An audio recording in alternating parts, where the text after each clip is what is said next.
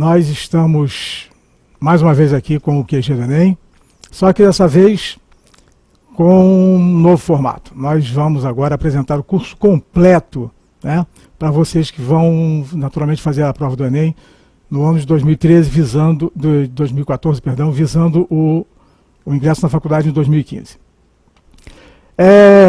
Eu me chamo Drummond, sou professor de Biologia, e antes de nós começarmos a nossa matéria propriamente dito, eu gostaria de passar para vocês um breve relato de como vai ser o nosso curso de Biologia, mas bem breve mesmo.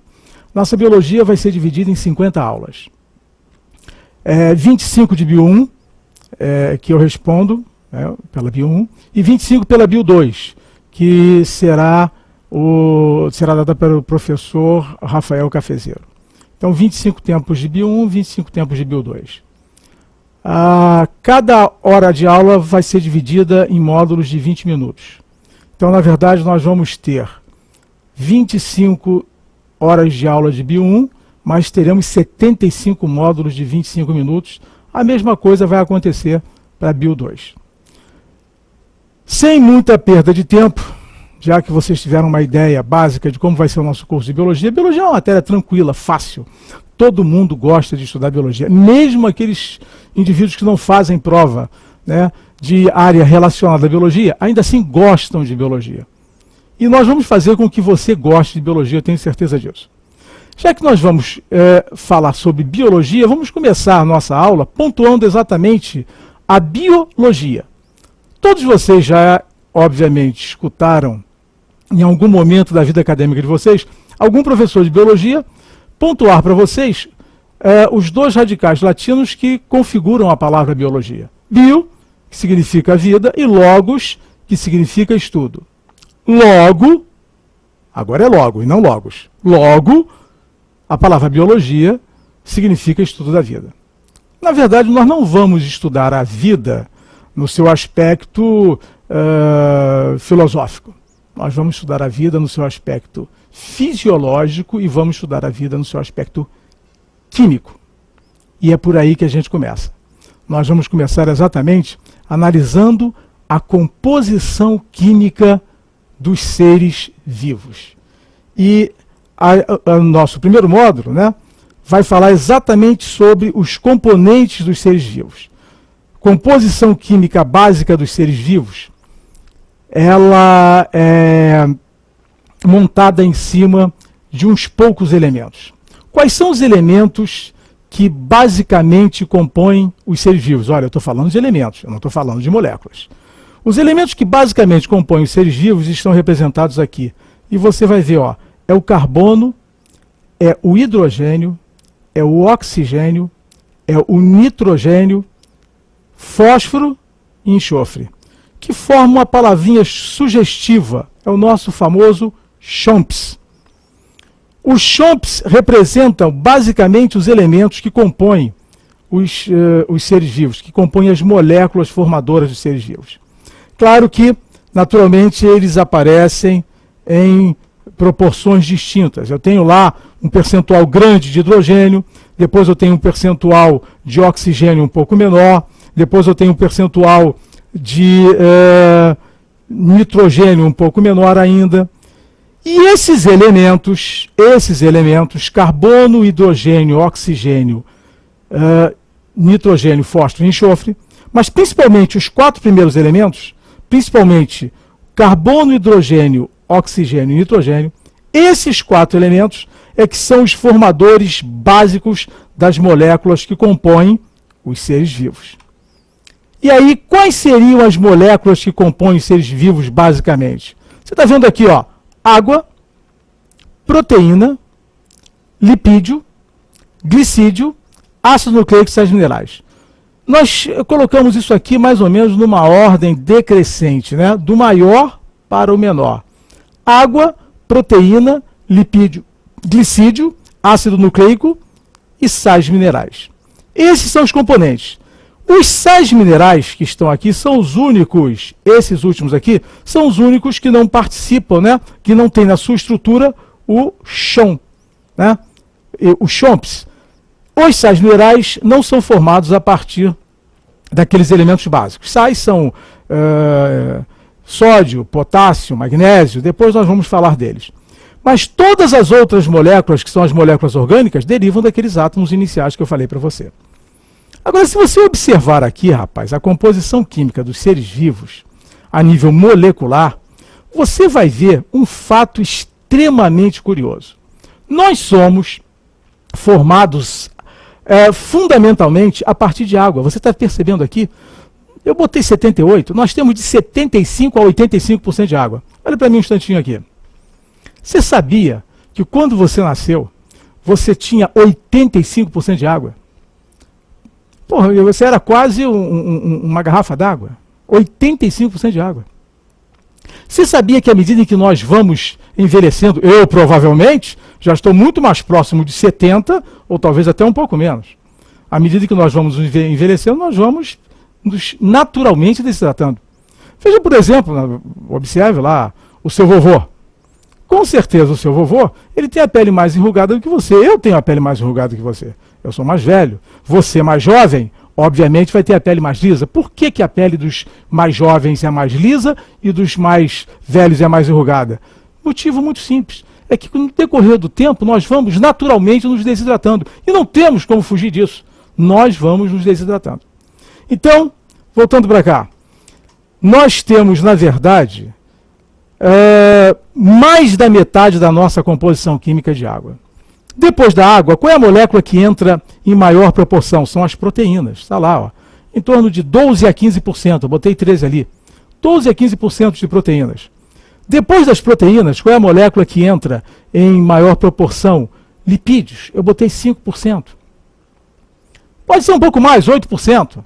Pode chegar a 10%. Porra, também não pode ser a 15%, 16%. Aí você já está começando a sair daquele IDH ideal, ou seja, daquele índice de massa, né, corporal ideal. Quando você começa realmente a fugir a esse percentual, né, acima de 10%, 12%, 15%, você já está começando a tender para um negócio chamado obesidade. Aí a coisa começa a fugir ao teu controle. Mas os lipídios são importantes, veja bem. Não é legal também você não ter 0% de lipídios. Nós vamos falar disso depois. Essa história também de dizer que gordura só serve para... Gordura é importante sim no organismo, e você vai ver que é muito importante. Volta para cá. Então você tem mais ou menos 5% de lipídios, você tem glicídios num percentual menor, em torno de 2 a 3%, você tem 1% de ácidos nucleicos e tem 1% de sais minerais. Essa é a nossa composição. Você está percebendo que maioria total absoluta, água. Maioria total absoluta, água. Por onde é que nós vamos começar o nosso estudo? Porra, se a maioria total e absoluta, a nível molecular, na composição química dos seres vivos em geral. Olha, quando eu estou falando de você, entenda uma coisa, eu não estou falando de você especificamente, eu estou falando do ser humano. Eu estou falando, cara, dos seres vivos em geral. Tem ser vivo que tem muito mais água do que a gente. Se você pegar uma água viva, por exemplo, que é um quinidário, porra, ele vai ter 98% de água. É daí para baixo. Mas tem seres vivos que apresentam uma quantidade de água muito maior. Então, veja bem, nós vamos começar o nosso estudo da composição química dos seres vivos exatamente através de quê? Da água. Claro, vamos começar da água. E a água, olha só para mim um instantinho. A água apresenta uma série de propriedades importantes. E para cada propriedade da água, nós temos uma atividade relacionada a essa propriedade. E uma atividade importante. Olha a propriedade que eu vou mostrar para você agora. A água é um dipolo elétrico. O que significa isso? Você está percebendo? A água, você sabe muito bem, ela é formada por H2O. Perfeito. 2 átomos de hidrogênio e 1 átomo de oxigênio. Legal. Como é que esses átomos estão dispostos no espaço? Será que eu tenho um hidrogênio, um oxigênio e outro hidrogênio formando um ângulo de 180 graus? Absolutamente. Não é assim que funciona. Eu tenho, na verdade, um ângulo de 104 graus e 45 minutos, conforme você está vendo aqui. Em torno de 104 graus e meio, 104 graus. Acontece que com esse ângulo de 104 graus, nós acabamos tendo um desvio, um ligeiro desvio de elétrons no sentido do oxigênio. Ou seja, o oxigênio e os hidrogênios, eles fazem naturalmente ligações do tipo covalente que você já conhece. Aqui, ó, aqui, né? Aqui, aqui e aqui. Só que tem o seguinte, cara, como o oxigênio tem uma eletronegatividade, quer dizer, um raio iônico maior, o que ele faz? Ele puxa esses elétrons que estão sendo compartilhados para ele. Ele puxa esses elétrons que estão sendo compartilhados para ele. O que acontece? Elétron, você sabe que é partícula negativa. O que vai acontecer? A área onde o oxigênio estiver, como ele arrastou o par compartilhado de elétrons mais para próximo dele, ele vai ter uma característica negativa, porque elétron é partícula negativa. E a área onde estiver os hidrogênios vai ser uma área ligeiramente positiva, fazendo com que a molécula de água, então, seja um dipolo, ou seja, eu vou ter um polo representado só pelos hidrogênios, que vai ser o polo positivo da água, e vou ter um polo representado pelo oxigênio, que vai ser o polo negativo. Então eu posso representar a molécula de água dessa maneira. A água é um dipolo, positivo e negativo.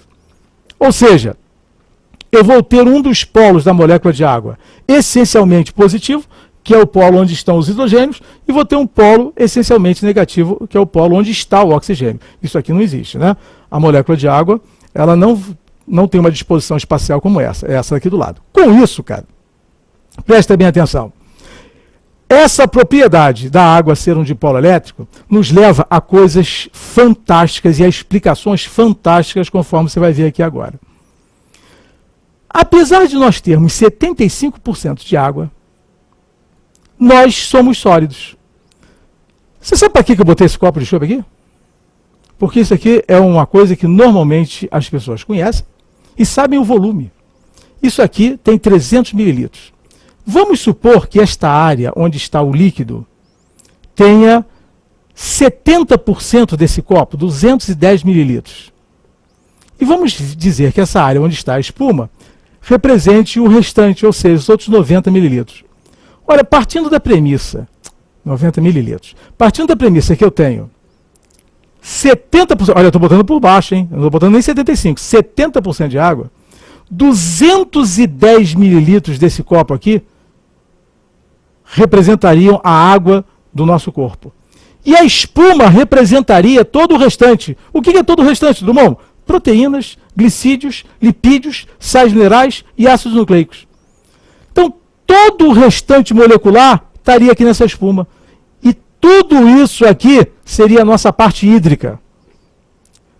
Você acha que uma solução onde você tenha, na temperatura ambiente, 210 mililitros de água e 90 mililitros de outros componentes, montando uma solução total de 300 ml, na temperatura ambiente, em que estado físico você acha que essa solução vai ficar? Na temperatura ambiente, meu caro, só tem um jeito. Ela vai ser líquida. Olha bem para mim agora. Você acha que eu sou líquido? Você acha que você é líquido? Cara, você tem 75% de água. Eu tenho 70%. Eu estou aqui no parâmetro do copo de chope. E, no entanto, eu sou sólido. Por que nós, estando na temperatura ambiente e tendo mais de 50% de água, somos sólidos, cara? Isso aí é a constituição química da matéria viva. Você tem que saber, você tem que responder isso. Por que você é sólido tendo 75% de água? Agora olha para cá que você vai entender. O que eu falei para você há alguns instantes atrás? Que a molécula de água é um dipolo. Depois da molécula de água, qual é a molécula mais encontrada naquela composição química? Precisa voltar? Só para você dar uma ideia. Olha lá. Olha lá. Depois da molécula de água, qual é a molécula mais encontrada? São as proteínas. Sobe. Sobe. Sobe. Olha lá. Depois da molécula de água, a molécula mais encontrada são as proteínas. Vou te contar um segredo, malandro. Vou te contar um segredo. As moléculas de proteínas, que eu estou representando aqui agora, por esse esquema aqui ridículo, mas que vai servir para o que eu quero, as moléculas de proteínas todas apresentam cargas elétricas. Ah, é, Drummond? É, rapaz. As moléculas de proteínas apresentam cargas elétricas. Ou as proteínas apresentam cargas negativas, como essa, ou as proteínas apresentam cargas positivas, como essa que eu estou colocando aqui. Por que as proteínas apresentam cargas elétricas? Você vai estudar comigo no capítulo de proteína. Mas por hora, acredite em mim. Eu juro que as proteínas que você tem no teu corpo apresentam carga elétrica.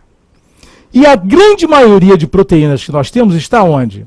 A grande maioria de proteínas que nós temos está no meio intracelular, dentro das nossas células, que é exatamente onde está também a maior concentração de água.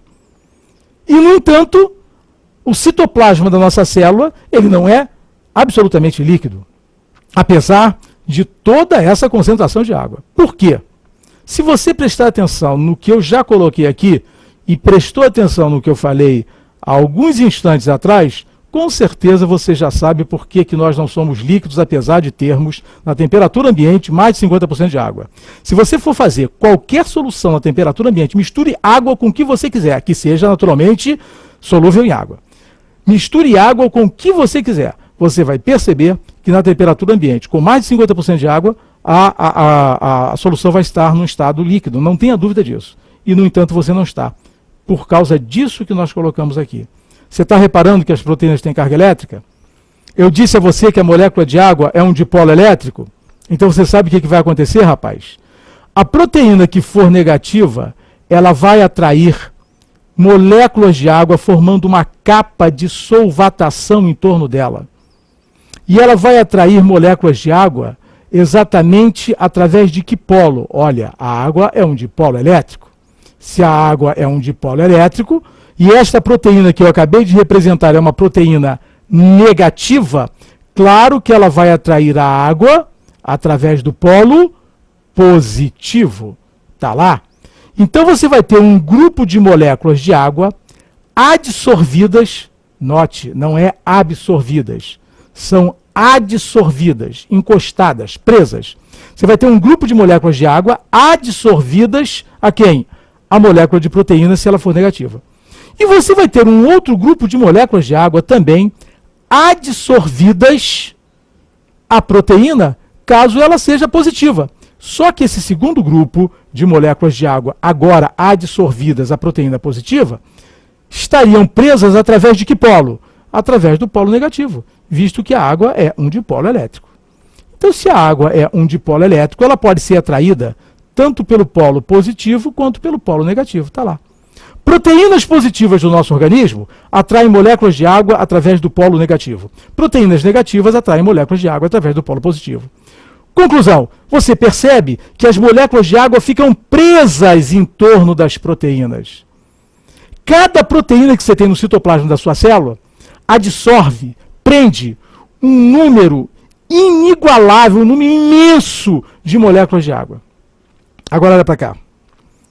O que a tua professorinha te explicou lá na quinta série, quando você estudou água, solo e ar?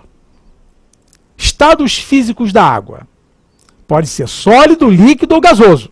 Perfeito. Quando é que as moléculas de água estão no estado gasoso? Quando as moléculas de água estão muito livres.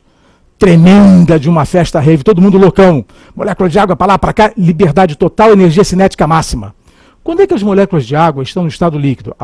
Quando elas têm uma relativa liberdade molecular. Como assim relativa? Elas estão livres, mas não muito.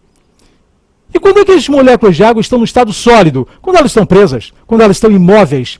Drummond, então você está querendo me dizer que, na verdade, o que dá à água, o aspecto físico dela, é o estado de agregação das moléculas? É o estado de liberdade das moléculas? Claro o que eu estou tentando dizer. É exatamente isso que eu estou te dizendo, velho. Água no estado líquido, liberdade relativa. Água no estado sólido, liberdade zero. Água no estado gasoso, liberdade total. Agora, olha para cá, para o desenhozinho. Preste atenção aqui. Velho, olha aqui. Como é que vai estar a maioria das moléculas de água no citoplasma das suas células? Conte para mim. Como é que vai estar a maioria das moléculas de água? Livres, soltas, plumas? Claro que não. Presas às moléculas de proteína que você tem no citoplasma. presas às moléculas de proteína e, com isso, sem liberdade alguma. Sem liberdade alguma significa água em que estado, malandro? Sólido, líquido ou gasoso? Significa água no estado sólido. Na verdade, velho, você não é líquido por um motivo muito simples.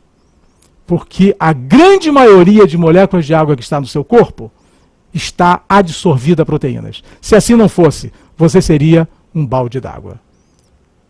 Daqui a pouco a gente fala mais.